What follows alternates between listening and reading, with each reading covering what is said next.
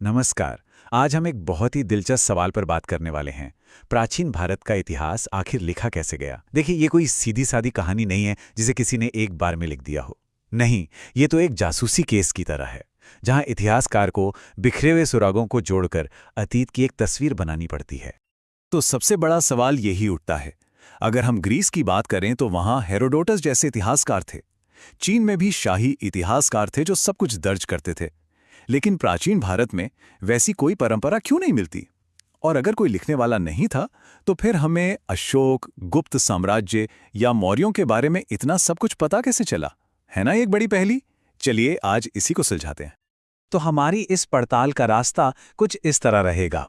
पहले हम इतिहास की इस पहेली को समझेंगे, फिर देखेंगे कि पत्थरों और सिक्कों में कैसे सुराग छिपे हैं, विदेशी नजरों ने जो देखा उसकी सच्चाई क्या है, और आखिर में हम ये समझेंगे कि एक इतिहासकार असल में एक जासूस की तरह काम कैसे करता है। तो चलिए अपनी जांच शुरू करते हैं। और सबसे पहली और शायद सबसे बड़ी चुनौती है प्राचीन भारत में किसी एक क्रमबद्ध ऐतिहासिक ग्रंथ का न मिलना। इस बात को देखिए, 11वीं सदी में भारत आए अल बरूनी ने कितनी सटीकता से पकड़ा था। उन्होंने लिखा कि भारतीय अपने राजाओं का क्रम याद रखने में लापरवाह हैं। उनसे पूछो तो उन्हें पता ही नहीं होता। सोचिए, ये बात उस सबसे बड़ी चुनौती को दिखाती है जिसका सामना हमारे इतिहासकारों को करना पड़ता है, एक ठोस लिखित टाइमलाइन का ना होना। तो जब लिखित इतिहास ना हो तो इतिहासकार क्या करे?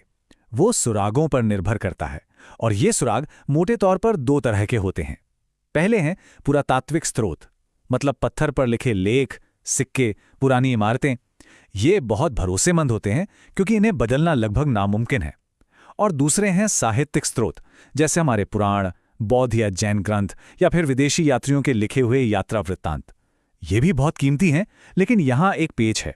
इनमें लिखने वाले का अपना नजरिया, उसकी अपनी सोच, या कहें कि उसका एजेंडा भी शामिल हो सकता है। इसलिए इन्हें बहुत सावधानी से परखना पड़ता है। चलिए अब बात करते हैं सबसे ठोस सबूतों की, यानी अभिलेखों की। पत्थर पर उकेरे गए वो सुराग जिन्हें सदियां भी नहीं मिटा पाए। और यहीं से भारतीय इतिहास की सबसे बड़ी जासूसी कहानियों में से एक शुरू होती है। जरा सोचकर देखिए, पूरे देश में जगह जगह पत्थर के खंभों और चट्टानों पर एक राजा के फरमान खुदे हुए हैं। वो राजा खुद को देवानाम प्रिय प्रियदर्शी कहता है, यानी देवताओं का प्रिय। लेकिन ये राजा है कौन? किसी को नहीं पता। सदियों तक ये एक ऐसा रहस्य बना रहा जिसका कोई जवाब नहीं था। और फिर वो साल आया जिसने सब कुछ बदल दिया। साल था 1837। ये भारतीय इतिहास के लिए एक यूरेगा मोमेंट था। एक पल में सदियों का अंधेरा छट गया। एशियाटिक सोसाइटी के एक स्कॉलर जेम्स प्रिंसिप ने ब्राह्मी लिपि को पढ़ने में कामयाबी हासिल कर ली, और जैसे ही वो लिपि पढ़ी गई, वो रहस्यमयी दीवाना प्रिया प्रियदर्शी कोई और नहीं बल्कि महान मौर्य सम्राट अशोक निकला। रातों रात एक भूला बिसरा साम्राज्य और उसका सबसे महान शासक इतिहास के पन्नों पर फिर से जिंदा हो उठा।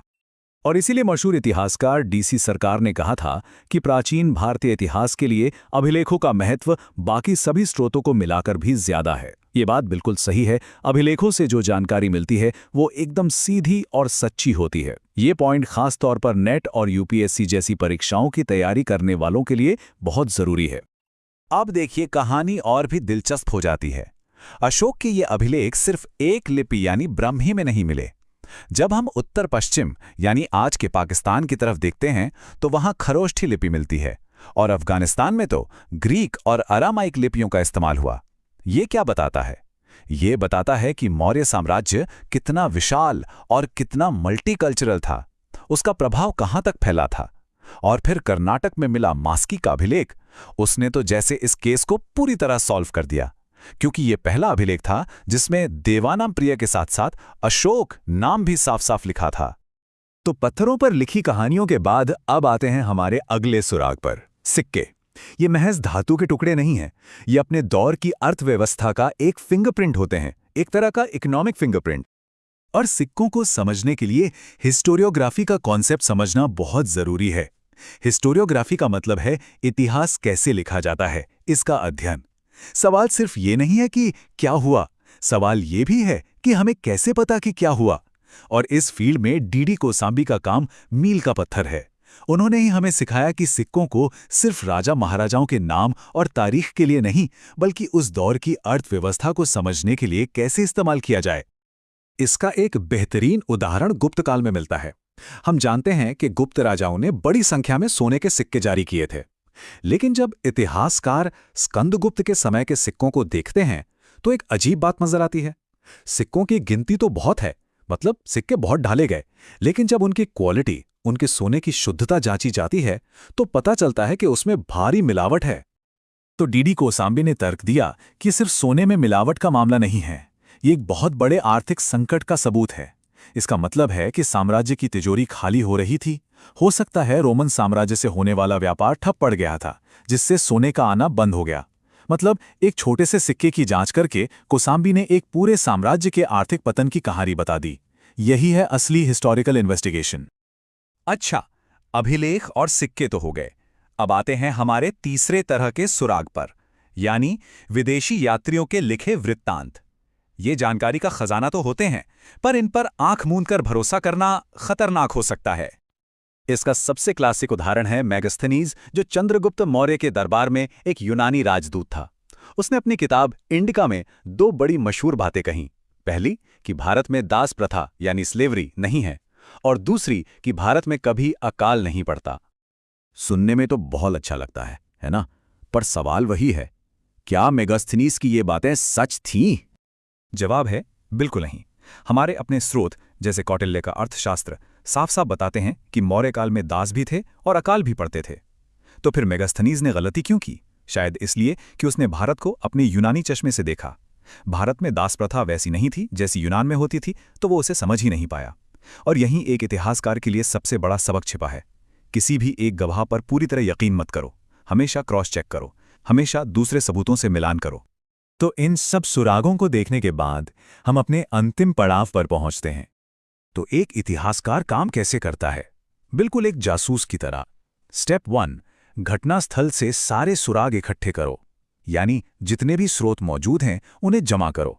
स्टेप 2, हर गवाह से पूछताछ करो, मतलब हर स्रोत का विश्लेषण करो, देखो कि उसमें कोई पूर्वाग्रह तो नहीं है। स्टेप 3, सभी गवाहों की कहानियों को मिलाओ, यानी अलग अलग स्रोतों से मिली जानकारी को क्रॉस रेफरेंस करो। और आखिर में स्टेप 4, इन सब को मिलाकर एक मुकम्मल कहानी बनाओ। एक ऐसा नैरेटिव तैयार करो जो सभी सबूतों पर खरा उतरे। और ये सब हमें एक आखिरी और बड़े सवाल पर लाकर खड़ा कर देता है।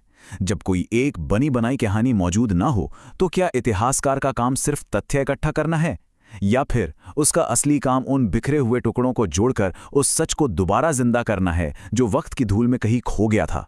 सोचिएगा जरूर।